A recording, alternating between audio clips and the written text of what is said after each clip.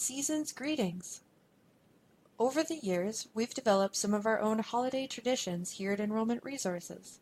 Through the magic of the internet, we're happy to be able to share one of them with you, our clients, associates, and friends. Like A Christmas Carol by Charles Dickens and Clement Moore's The Night Before Christmas, Dylan Thomas's A Child's Christmas in Wales has become a staple of the holiday season for many families, including ours at Enrollment Resources. Perhaps you're in the neighborhood cafe, people watching over your laptop screen. Or maybe you're gazing out a foggy window as your bus rushes through a snowy cityscape. Or more likely, you're at work, ready to take a much-needed breather from the demands of your inbox. No matter where you're tuning in from, sit back, close your eyes, if it's safe to do so, and let yourself melt into an old-fashioned Christmas story told just as it should be, in the dulcet tones of our own resident Welshman, Paul Bertorelli. One Christmas was so much like the other in those years around the Seatown corner now, out of all sound except the distant speaking of voices, I sometimes hear a moment before I sleep, that I can never remember whether it snowed for 6 days and 6 nights when I was 12, or whether it snowed for 12 days and 12 nights when I was 6. All the Christmases rolled down towards the two-tongued sea, like a cold and headlong moon bundling down the sky that was our street, and they stop at the rim of the ice-edged, fish-freezing waves, and I plunge my hands in the snow and bring out whatever I can find. In goes my hand into that wool-white, bell-tongued ball of holidays resting at the rim of the carol-singing sea, and out come Mrs. Prothero and the fireman.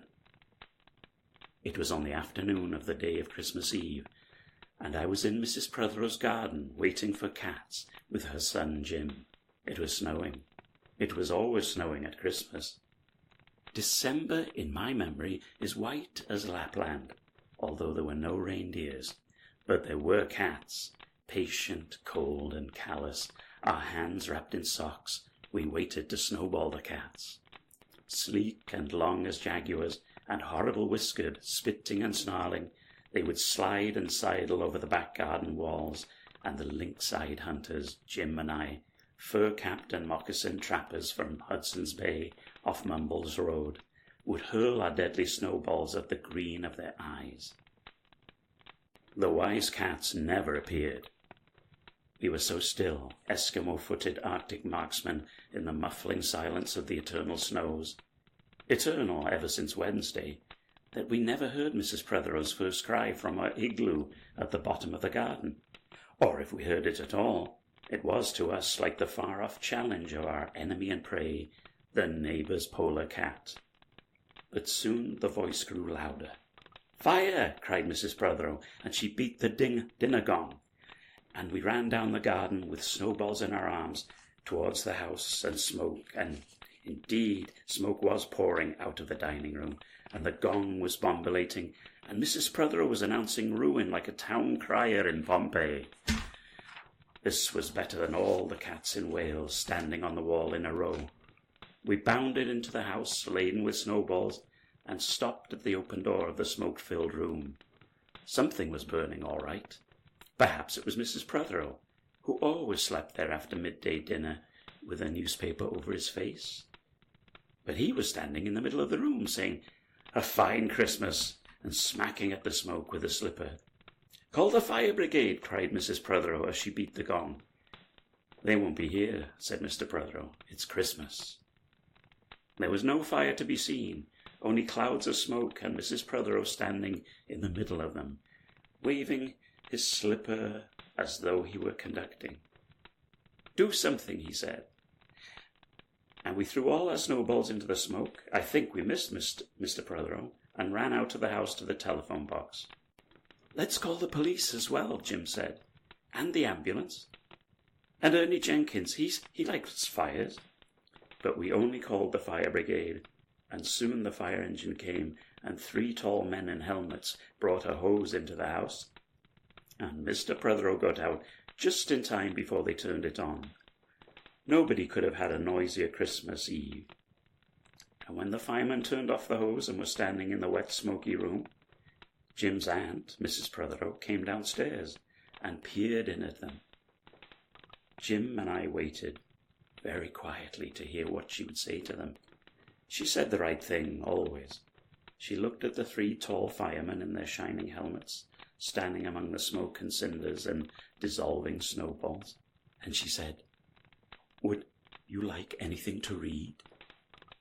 Years and years ago, when I was a boy, when there were wolves in Wales, and birds the colour of red-flannelled petticoats whisked past the harp-shaped hills, when we sang and wallowed all day and night in caves that smelled like Sunday afternoons in the damp front farmhouse parlours, and we chased, with the jawbones of Dickens, the English and the bears, before the motor car, before the wheel, before the Duchess-faced horse, when we rode the daft and happy hills bareback, it snowed and it snowed. But here a small boy says, "It snowed last year too. I made a snowman, and my brother knocked it down, and I knocked my brother down, and we had tea." But that was not the same snow, I say. Our snow was not only shaken from whitewash buckets down the sky, it came shawling out of the ground and swam and drifted out of the arms and hands and bodies of the trees. Snow grew overnight on the roofs of the houses like a pure and grandfather moss, minutely ivied the walls and settled on the postman, opening the gate, like a dumb, numb thunderstorm of white, torn Christmas cards. Were there postmen then, too? With sprinkling eyes and wind-cherried noses, on spread frozen feet they crunched up to the doors and mittened on them manfully. But all that the children could hear was the ringing of bells. "You mean the postman went rat-a-tat and the doors rang?"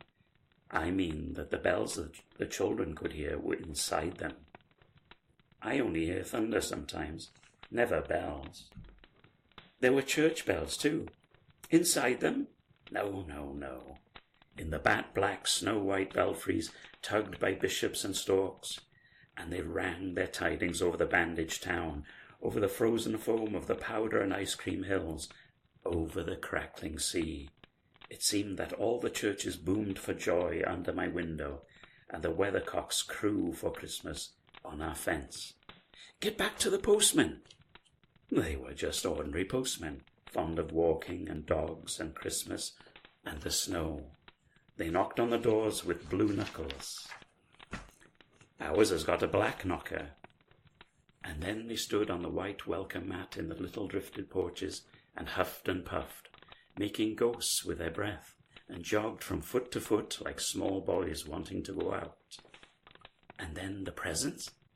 And then the presents, after the Christmas box, and the cold postman with a rose on his button nose tingled down the tea-tray slithered run of the chilly glinting hill. He went in his ice-bound boots like a man on fishmonger's slabs. He wagged his bag like a frozen camel's hump, dizzily turned the corner on one foot, and by God, he was gone. Get back to the presents.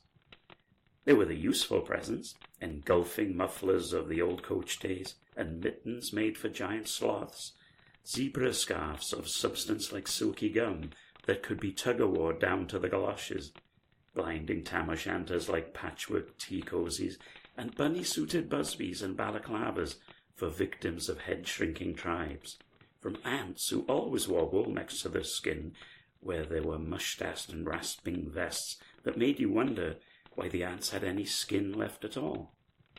And once I had a little crocheted nosebag from an ant, now, alas, no longer whinnying with us, and pictureless books in which small boys, though warned without quotations not to, would skate on Farmer Giles's pond, and did, and drowned, and books that told me everything about the wasp, except why. Go on to the useless presents. Bags of moist and many-coloured jelly babies, and a folded flag and a false nose, and a tram conductor's cap, and a machine that punched tickets and rang a bell. Never a catapult. Once, by a mistake that nobody could explain, a little hatchet, and a celluloid duck that made, when you pressed it, a most unduck-like sound, a mewing moo that an ambitious cat might make who wished to be a cow, and a painting book in which I could make the grass, the trees, the sea, and the animals any colour I pleased, and still the dazzling sky-blue sheep are grazing in the red field under the rainbow-billed and pea-green birds. Hard-boiled toffee, fudge, and all sorts, crunches, cracknel, humbugs, glaciers, marzipan, and butter Welsh for the Welsh. And troops of bright tin soldiers who, if they could not fight, could always run. And snakes and families and happy ladders, and easy hobby games for little engineers, complete with instructions. Oh, easy for Leonardo. And a whistle to make the dogs bark to wake up the old man next door and make him beat on the wall with his stick to shake our picture off the wall.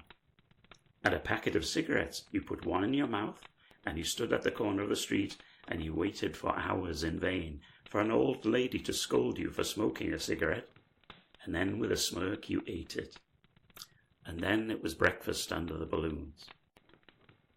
Were there uncles in our house? There are always uncles. Uncles at Christmas. The same uncles, and on Christmas mornings, with dog-disturbing whistle and sugar fags, I would scour the swathed town for news of the little world, and find always a dead bird by the post office, or the white deserted swings, perhaps a robin, all but one of his fires out. Men and women wading, scooping back from chapel, with taproom noses and wind-bust cheeks, all albinos, huddled their stiff black jarring feathers against the irreligious snow. Mistletoe hung from the gas brackets in all the front parlours. There was sherry and walnuts and bottled beer and crackers by the dessert spoons, and cats in their furabouts watched the fires, and the high-heaped fires spat, all ready for the chestnuts and the mulling pokers. Some few large men sat in the front parlours without their collars, uncles almost certainly, trying their new cigars, holding them out judiciously at arm's length, returning them to their mouths, coughing, then holding them out again as though waiting for the explosion. And some few small aunts, not wanted in the kitchen, nor anywhere else for that matter, sat on the very edges of their chairs, poised and brittle, afraid to break, like fading cups and saucers. Not many those mornings trod the piling streets. An old man always, fawn-bowlered, yellow-gloved, and at this time of year with spats of snow, would take his constitutional to the white bowling green and back, as he would take it wet or fire on Christmas Day or Doomsday. Sometimes two hale young men with big pipes blazing, no overcoats and wind-blown scarves, would trudge unspeaking down to the forlorn sea to work up an appetite, to blow away the fumes, who knows, to walk into the waves until nothing of them was left but the two curling smoke clouds of their inextinguishable briars. Then I would be slap-dashing home, the gravy smell of the dinners of others, the bird smell, the brandy, the pudding and mince, coiling up to my nostrils, when out of a snow-clogged side lane would come a boy, the spit of myself, with a pink-tipped cigarette and the violet past of a black eye, cocky as a bullfinch, leering all to himself. I hated him on sight and sound, and would be about to put my dog whistle to my lips and blow him off the face of Christmas, when suddenly he, with a violet wink, put his whistle to his lips, and blew so stridently, so high, so exquisitely loud, that their gobbling faces, their cheek bulged with goose, would press against their tinselled windows the whole length of the white echoing street. For dinner we had turkey and blazing pudding, and after dinner the uncles sat in front of the fire, loosened all buttons, put their large moist hands over their watch chains, groaned a little, and slept. Mothers, aunts, and sisters scuttled to and fro, bearing tureens. Aunt Bessie, who had already been frightened twice by a clockwork mouse, whimpered at the sideboard and had some elderberry wine. The dog was sick. Auntie Dosey had to have 3 aspirins, but Auntie Hannah, who liked port, stood in the middle of the snow-bound backyard, singing like a big-bosomed thrush. I would blow up balloons to see how big they would blow up to, and when they burst, which they all did, the uncles jumped and rumbled.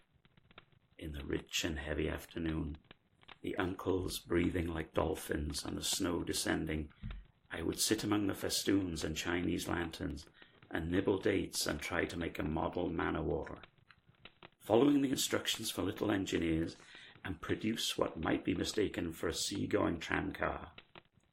Or I would go out, my bright new boots squeaking into the white world, onto the seaward hill, to call on Jim and Dan and Jack, and to pad through the still streets, leaving huge, deep footprints on the hidden pavements. I bet people will think there have been hippos. What would you do if you saw a hippo coming down our street? I'd go like this, bang. I'd throw him over the railings and roll him down the hill, and then I'd tickle him under the ear and he'd wag his tail. What would you do if you saw two hippos? Iron-flanked and bellowing hippos clanked and battered through the scudding snow towards us as we passed Mr. Daniel's house. Let's post Mr. Daniel a snowball through his letterbox. Let's write things in the snow. Let's write, Mr. Daniel looks like a spaniel all over his lawn. Or we walked on the white shore.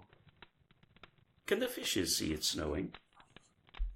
The silent one-clouded heavens drifted onto the sea. Now we were snow-blinded travellers lost on the North Hills, and vast dewlap dogs with flasks round their necks ambled and shambled up to us, baying Excelsior. We returned home through the poor streets, where only a few poor children fumbled with bare red fingers in the wheel-rutted snow, and cat-called after us, their voices fading away as we trudged uphill into the cries of the dock-birds and the hooting of ships out in the whirling bay. And then, at tea, the recovered uncles would be jolly, and the ice cake loomed in the centre of the table like a marble grave. Auntie Hannah laced her tea with rum, because it was only once a year. Bring out the tall tales now that we told by the fire as the gaslight bubbled like a diver. Ghosts wooed like owls in the long nights when I dared not look over my shoulder. Animals lurked in the cubbyhole under the stairs where the gas meter ticked. And I remember that we went singing carols once when there wasn't the shaving of a moon to light the flying streets. At the end of a long road was a drive that led to a large house, and we stumbled up the darkness of the drive that night, each one of us afraid, each one holding a stone in his hand in case, and all of us too brave to say a word. The wind through the trees made noises as of old and unpleasant, and maybe web-footed men wheezing in caves. We reached the black bulk of the house. What shall we give them? Hark the herald? No, Jack said. King Wenceslas, I'll count 3. 1, 2, 3. And we began to sing, our voices high and seemingly distant in the snow-felted darkness round the house that was occupied by nobody we knew. We stood close together near the dark door. Good King Wenceslas looked out on the feast of Stephen. And then a small, dry voice, like the voice of someone who has not spoken for a long time, joined our singing. A small, dry eggshell voice from the other side of the door. A small, dry voice through the keyhole.